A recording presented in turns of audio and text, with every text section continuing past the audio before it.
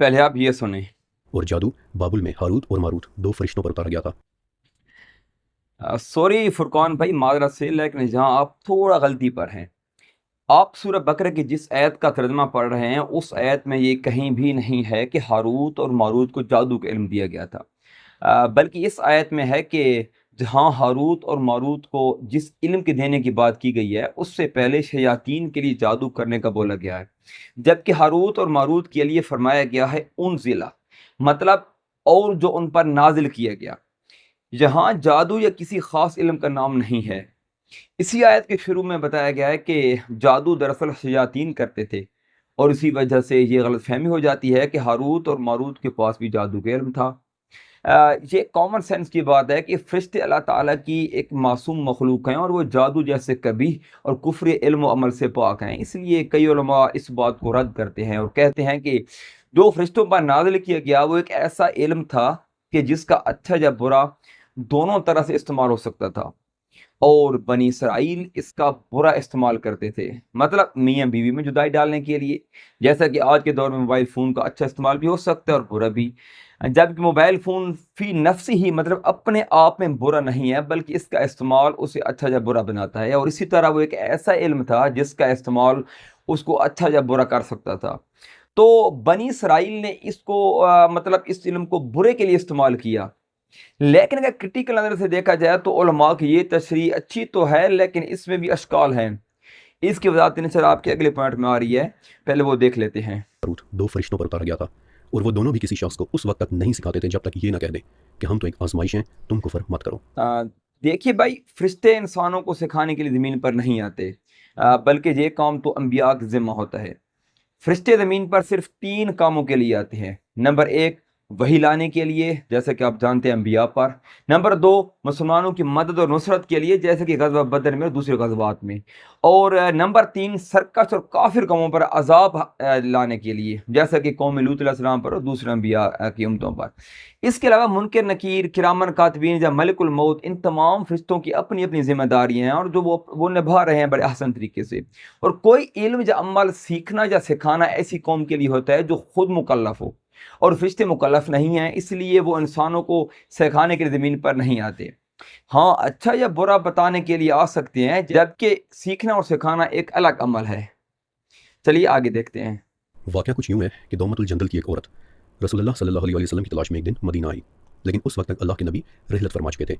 लिहाजा सहाबा इकराम रज़ी अल्लाह ताला अन्हुम ने उसे हज़रत आयशा रज़ी अल्लाह ताला अन्हा के पास भेज दिया। अ, यहाँ आपने दुम्मतुल जंदल की एक औरत का जिक्र किया है कि उसने एक बूढ़ी औरत के कहने पर बाबुल में मौजूद हारूत और मारूत के पास अपने शोहर की जुदाई ख़त्म करने के लिए गई थी।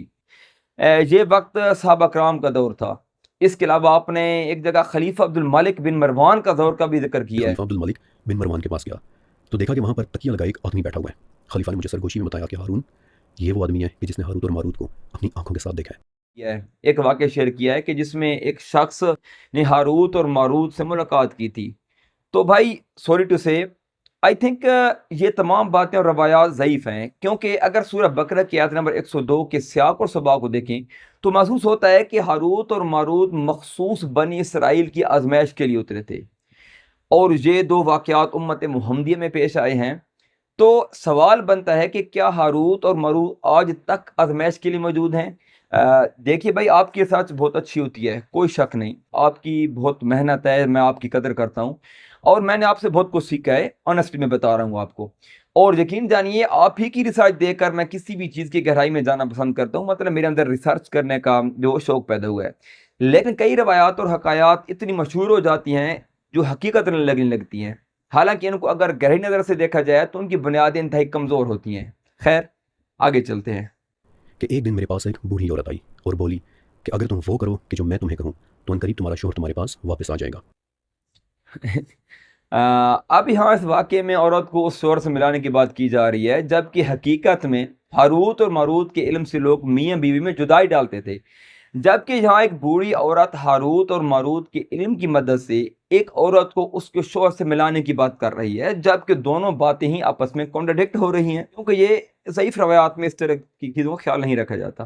खैर, आगे चलते हैं, दूसरा पॉइंट देखते हैं। इस्लामी तारीख से इसराइलियात को मुकम्मल फ़िल्टर कर दिया और मैं आपके सामने इंशाल्लाह तमाम की तमाम मुस्तनद मालूमात रखने वाला हूँ। अब دیکھیے بھائی، ہاروت اور ماروت کے متعلق جو بھی معلومات ہم تک پہنچی ہیں وہ تمام اسرائیلی روایات کے ذریعے ہی پہنچی ہیں، کیونکہ ہاروت اور ماروت بنی اسرائیل پر ہی آزمائش کے لیے بھیجے گئے تھے۔ تو جو روایات ہم تک تابعین کے ذریعے پہنچی ہیں یا پھر تبع تابعین کے ذریعے، اور اگر ان کو بیک ٹریک کیا جائے تو وہ اسرائیلی روایات پر ہی جا کے رکتی ہیں۔ یہ بات آپ کی درست ہے کہ ہر بات کو اسرائیلی روایات کہہ کر رد نہیں کیا جا سکتا، لیکن یہ بات بھی اپنی جگہ درست ہے کہ ہر اسرائیلی روایات کو درست بھی نہیں مانا جاتا، کیونکہ بنی اسرائیل کی آسمانی کتاب میں تک کرپٹ ہو چکی ہیں۔ تو روایات کی کیا گارنٹی ہے؟ کئی ایسی اسرائیلی روایات بھی ہیں جن میں بنی اسرائیل کے معصوم انبیاء کے کردار پر حملہ کیا گیا ہے، جیسا کہ آپ نے شاید کسی پرانی ویڈیو میں ذکر کیا تھا ایک روایت کا، جس میں حضرت داؤد علیہ السلام نے ایک عورت کو دیکھا، ایک نامحرم عورت کو، تو ان کی طرف رغبت کا اظہار کیا۔ یہ ایک ایسی اسرائیلی روایت ہے کہ اس کو میں یہاں بیان کرنا ہی مناسب نہیں سمجھتا، حالانکہ اس کو خطیب حضرات بھی دھڑلے سے بیان کرتے ہیں۔ اس میں ایک اللہ تعالیٰ کے انتہائی پاک باز، معصوم اور سچے نبی کے کردار کو ذکر کی گئی ہے، لیکن جن روایات مطلب اسرائیلی روایات کی تائید احادیث مبارکہ یا قرآنی آیات کر دیں تو ان اسرائیلی روایات کو لینا اور ان سے کچھ چیز اخذ کرنا غلط نہیں ہے۔ بنی اسرائیل نے تو اپنے انبیاء کو نہیں چھوڑا، تو ہاروت اور ماروت کے متعلق یہ کہنا ہے کہ ان کے پاس جادو کا علم تھا یا وہ زہرہ نامی کسی عورت کے عشق میں مبتلا ہو گئے تھے، ایسا کہنا کوئی عقل سے ماورا بات نہیں ہے، کوئی عقل سے بیانڈ بات نہیں ہے۔ ویسے ہاروت اور ماروت کے متعلق میں نے ایک تفصیل ویڈیو بنائی ہے، اس میں میں نے بتایا کہ ان کے پاس کون سا علم تھا کہ جس کے متعلق عمومی طور پر کئی مسلمان علماء اور سکالرز بھی غلطی کا شکار ہوئے ہیں۔ ان کی نیت پر شک نہیں ہے، لیکن غلطی کا شکار کوئی بھی ہو سکتا ہے، اور یہ مانا جاتا ہے کہ ان کو جادو کا علم دے کر بھیجا گیا تھا، اور یہ کر کے اس بات کو جسٹیفائی کرنے کی کوشش کی جاتی ہے کہ جادو کے علم آزمائش کے لیے تھا۔ حالانکہ یہ بات عقل سلیم پر کہیں بھی پوری نہیں اترتی کہ اللہ تعالیٰ جادو جیسے کفری عمل کو فرشتوں جیسی معصوم مخلوق کے ذریعے انسانوں کی آزمائش کے لیے بھیجے گا۔ دراصل وہ ایک الگ ہی طرح کا علم تھا۔ اس میں آپ میری ہاروت و ماروت والی ویڈیو میں دیکھ سکتے ہیں، اور میں انشاءاللہ کوشش کروں گا کہ اس ویڈیو کو اپنی اسکرین کے اینڈ اسکرین پر لگا دوں تاکہ آپ کو اس ویڈیو کو دیکھ کر علم ہو سکے کہ دراصل حقیقی طور پر ہاروت و ماروت کے پاس ایسا کون سا علم تھا۔ تو چلیے آگے چلتے ہیں۔ سورہ بقرہ کی تفسیر کرتے ہوئے حضرت عبداللہ ابن عباس رضی اللہ تعالیٰ عنہ نے فرمایا تھا کہ ایک وقت ایسا بھی آیا کہ جب چند ایک لوگوں کے علاوہ ساری دنیا شرک میں مبتلا ہو گئی، تم دو فرشتوں کا انتخاب کر لو، میں انہیں ان کے درمیان اتارتا ہوں، اور وہ لوگوں میں امر بالمعروف اور نہی عن المنکر کا حکم کریں گے۔ اور یوں پھر فرشتوں نے ہاروت و ماروت کا انتخاب کر لیا۔ یہ حدیث امام حاکم رحمۃ اللہ علیہ بتاتے ہیں کہ صحیح اسٹیٹس کی حدیث ہے، لیکن امام بخاری اور مسلم رحمۃ اللہ علیہ نے اسے شامل نہیں کیا ہے۔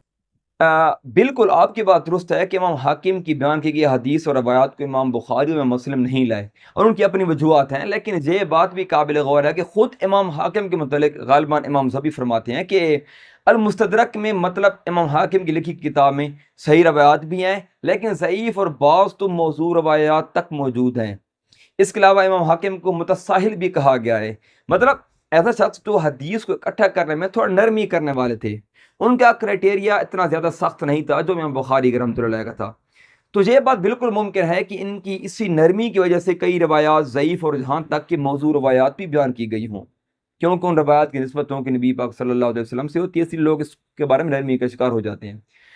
دیکھیے بھائی، جو بھی روایات ایسی ہیں جن کا متن قرآن کی صحیح نصوص کے خلاف ہو یا پھر اللہ تعالیٰ کی سنت کے خلاف ہو، تو اس کے لیے صرف یہ کہہ دینا کہ یہ روایت صحیح ہے کافی نہیں ہوتا، بلکہ سب سے اوپر قرآن ہوتا ہے، کیونکہ المستدرک کی اس روایت میں جہاں تک بھی آیا ہے کہ ہاروت اور ماروت نے شراب بھی پی اور زنا کے مرتکب بھی ہوئے اور اس کے بعد قتل بھی کر دیا، اور وہ زمین پر امر بالمعروف و نہی عن المنکر کے لیے آئے تھے۔ اسی روایت میں جو بھی کام فرشتوں سے کرنا منسوب ہیں وہ تمام مکلف مخلوق پر لاگو ہوتے ہیں، اور امر بالمعروف و نہی عن المنکر کا فریضہ تو انبیاء کا تھا، انبیاء کے بعد یہ فضیلت امت محمدیہ کو ملی ہے، جبکہ فرشتے اس چیز کے مکلف ہی نہیں ہیں، تو اس چیز کو جسٹیفائی کس طرح کیا جا سکتا ہے؟ خیر آگے چلتے ہیں۔ اور یہی مثال ہاروت اور ماروت والے کیس میں بھی ہے کہ معاذ اللہ وہ کوئی منتر یا پھر شیطانوں کو بلانے والا کالا علم لے کر نہیں اترے تھے، بلکہ عالم ملائکہ سے تعلق رکھنے کی وجہ سے ان کے پاس ایک کائناتی علم تھا۔ ہاں بالکل، جیسا آپ فرما رہے ہیں، کئی علماء نے ہاروت اور ماروت پر اتارے جانے والے علم کو یہی مراد لیا ہے، لیکن جہاں بھی اشکال ہے، جیسا کہ میں پہلے بتا چکا ہوں کہ سیکھنے اور سکھانے کا عمل مکلف مخلوق پر ہے، جبکہ فرشتے مکلف نہیں ہیں جس طرح انسان اور جنات ہیں، مطلب فری ول کا اصول، خواہشات نفسانی اور آزاد سوچ کے معاملے میں۔ ایک ممکنہ وضاحت یہ ہو سکتی ہے کہ ان فرشتوں کے پاس ایک ایسا علم تھا جس سے وہ معجزات اور جادوئی علم کے درمیان فرق بتاتے۔ اس پر میں تفصیل ویڈیو بنا چکا ہوں اور آپ کو بتا بھی چکا ہوں کہ آپ میرے چینل پر وہ آ کے چیک آؤٹ کر سکتے ہیں۔ ویسے اس کو ایک مثال سے سمجھ لیتے ہیں۔ مانو کوئی آدمی ایک امتحان دے رہا ہے اور اس کے کوسچن پیپر میں کئی سوالات MCQs کی شکل میں ہیں، مطلب ملٹیپل چوائسز کوسچن ہے۔ اب سین یہ ہے کہ ایک سوال ہے اور اس کے 4 جواب ہیں، جن میں سے ایک صحیح ہے اور ظاہر ہے 3 غلط ہیں۔ اب اگر کوئی شخص اس شخص کو جو امتحان دے رہا ہے اس کو صحیح جواب بتا دے تو یہ عمل سکھانا نہیں کہلائے گا، بلکہ یہ ایک ایسا عمل ہے کہ اس نے اس آدمی کو صرف صحیح اور غلط کے بیچ چوز کرنے کا عمل بتایا ہے کہ کون سی چیز صحیح ہے اور کون سی چیز غلط ہے۔ فرشتوں کے پاس بھی ایک ایسا علم تھا کہ جب بنی اسرائیل میں انبیاء کے معجزات اور شیاطین کے جادوئی عمل آپس میں خلط ملط ہو گئے تھے تو ان کو الگ الگ کر کے عوام کے سامنے پیش کرنے کے عمل ہاروت اور ماروت کے ذمہ تھا۔ لیکن جب لوگوں کو مطلب بنی اسرائیل کو یہ پتہ چل جاتا کہ یہ عمل جادوئی عمل ہے اور اس کو کوئی بھی شخص شیاطین کو خوش کر کے حاصل کر سکتا ہے، تو وہ اس عمل کو چوز کرتے اور اس آیت کے مطابق بڑا گھاٹے کا سودا کرتے۔ معجزات ایسے عمل ہوتے ہیں جو عقل سے ماورا ہوتے ہیں، لیکن ان کی پیچھے اللہ تعالیٰ کا ہاتھ ہوتا ہے، جبکہ جادوئی عمل ایک ایسا عمل ہوتا ہے جو بظاہر عقل سے ماورا لگتا ہے، لیکن حقیقت میں اس کے پیچھے ایسی طاقتیں ہوتی ہیں، ایسی شیطانی طاقتیں ہوتی ہیں جو ہمیں نظر نہیں آتی، اور انہی شیاطین کی مدد سے لوگوں کو اللہ تعالیٰ سے دور کیا جاتا ہے۔ تو چلیے آگے چلتے ہیں۔ اور یہی مثال ہاروت اور ماروت والے کیس میں بھی ہے کہ معاذ اللہ وہ کوئی منتر یا پھر شیطانوں کو بلانے والا کالا علم لے کر نہیں اترے تھے، بلکہ عالم ملائکہ سے تعلق رکھنے کی وجہ سے ان کے پاس ایک کائناتی علم تھا۔ شاید ویڈیو کے شروع میں بھی آپ نے قرآنی آیت کے ترجمے میں مجھے بتایا تھا کہ ہاروت اور ماروت کو جادو کا علم دیا گیا تھا، اور جادو بابل میں ہاروت اور ماروت 2 فرشتوں پر اتارا گیا تھا، جبکہ یہاں آپ ایک ایسے علم کا بتا رہے ہیں کہ جس کا استعمال اس کو اچھا یا برا بناتا۔ یہ تعویل اس لیے صحیح نہیں ہے کیونکہ اگر قرآن میں جادو کا لفظ ہوتا تو علماء اس کی اس طرح تعویل نہ کرتے کہ ایسا علم جو اچھا بھی ہو سکتا ہے اور برا بھی، جبکہ یہ کلیئر ہے کہ جادو ایک برا علم ہے اور اس میں ایسے کلمات اور افعال ہوتے ہیں جس سے شیاطین خوش ہوتے ہیں اور وہ انسانوں کو برے کاموں میں مدد دیتے ہیں۔ تو ایسی تعویل کہ جس میں جادو جیسے کفری علم کو ایک ایسا علم بتایا جائے کہ جس کا اچھا اور برا استعمال ہو سکتا ہے، یہ صحیح نہیں ہے۔ ہم مسلمانوں کا یہ اصول ہے کہ سب سے پہلے قرآن دیکھا جائے گا، اس کے بعد احادیث صحیحہ، اور جو روایات صحیح بتائی جائیں لیکن ان کا متن قرآن سے کانٹرڈکٹ ہو رہا ہو، مطلب قرآن اور اس روایت میں کلیش ہو رہا ہو، ٹکرا ہو رہا ہو، تو روایت میں تعویل کی جائے گی نہ کہ قرآن میں۔ قرآن ہمیشہ اپنے حقیقی معنوں پر ہی رہے گا، اور ایسی روایات کے جن میں انبیاء کی کردار کشی کی گئی ہو، اصحاب کرام کی کردار کشی کی گئی ہو، یا پھر فرشتوں پر بہتان باندھا گیا ہو، یہ روایات کبھی بھی حدیث نہیں ہو سکتی ہیں اور صحیح آثار بھی نہیں۔ تو آثار مطلب صحابہ کرام کی اقوال، ہم انہی اسرائیلی روایات کو لینا پسند کرتے ہیں جو قرآن اور صحیح احادیث کے خلاف نہ ہوں اور اصحاب کے آثار کے خلاف بھی نہ ہوں۔ تو انشاءاللہ پھر ملیں گے۔